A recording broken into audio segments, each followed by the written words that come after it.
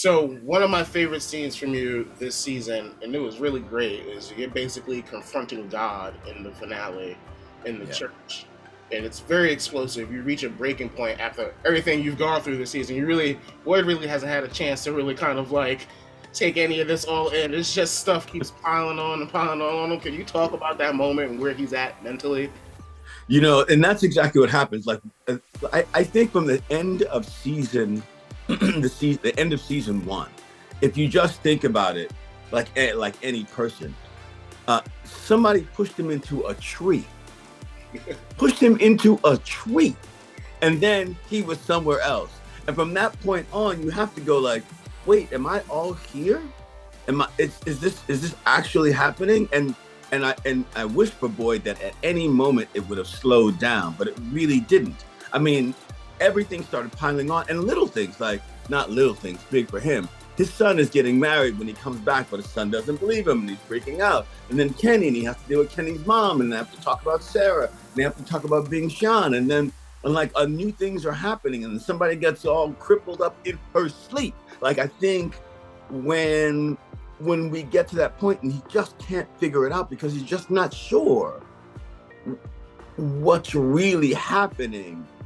Sometimes we all reach in for that core thing that we grew up with, like, oh, God, you a funny dude. You start asking real questions because you just can't seem to find anything. So for me, it makes sense that Boyd has gotten to this place where he's not going to break, but he's getting close.